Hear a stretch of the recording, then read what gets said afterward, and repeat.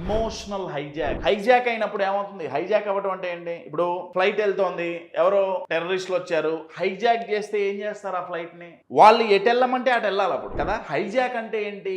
మన కంట్రోల్లో లేదు, మనమే చేస్తున్నాం, కానీ ఎవరో చెప్పినట్టు చేయటం. ఇంకా సింపుల్ గా ఎగ్జాంపుల్ చెప్పాలంటే ఇమోషనల్ హైజాక్ అంటే ఏంటంటే, మనం ఏదో ఒక ఇమోషన్ మన డిసిజన్ మేకింగ్ కెపాసిటీని హైజాక్ చేస్తుంది. అది భయం కావచ్చు, భయం ఎక్కువైపోయి తప్పుడు నిర్ణయాలు తీసుకుంటాం. బాధ కావచ్చు, కోపం కావచ్చు, ఆ ఇమోషన్ ఏదైనా కానీ మన థింకింగ్ కెపాసిటీని అది హైజాక్ చేస్తుంది. కొన్ని సినిమాల్లో హారర్ మూవీస్, దయ్యాల గురించి చూపించే మూవీస్ లో ఒక వ్యక్తికి దయ్యం పడితే ఎలా ఉంటుందనేది చూపిస్తుంటారు. ఆ వ్యక్తి చాలా నార్మల్గా నవ్వుతూ నార్మల్గా ఉంటాడు. ఉన్నటువంటి దయ్యం ఎంటర్ అవుతుంది. దయ్యం ఎంటర్ అవ్వగానే ఏదేదో మాట్లాడేస్తాడు, ఏదేదో అనేస్తాడు.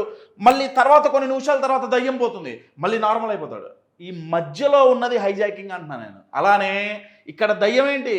ఫియర్ అనే దయ్యం వచ్చింది, మన మైండ్ని హైజాక్ చేసింది. మనం ఏదో ఆతృతలో, తొందరలో, ఆ భయంలో ఏదో నిర్ణయం చేసుకున్నాం. అది తర్వాత అనిపిస్తుంది, ఎట్లా నిర్ణయించుకున్నాం అసలు ఇది? అదేంటి నేను ఇలా ఆలోచించానేంటి? అవునా కదా? లేదు, కోపం, ఆఫీస్లో బాస్ ఏదో అరిచాడు, హెబా తొక్కలో ఉద్యోగం, నీ దగ్గరనే పని చేయడం ఏంటి, హెబా రిజైన్ చేస్తున్నా, బయటకు వచ్చాడు. తెల్లార ఆలోచిస్తాడు, అబ్బా అనవసరంగా చేశానా. అర్థమవుతుందా అండి? ఇమోషన్స్ మన ఆలోచన శక్తిని క్షీణింపచేస్తాయి, తక్కువ చేస్తాయి, హైజాక్ చేస్తాయి.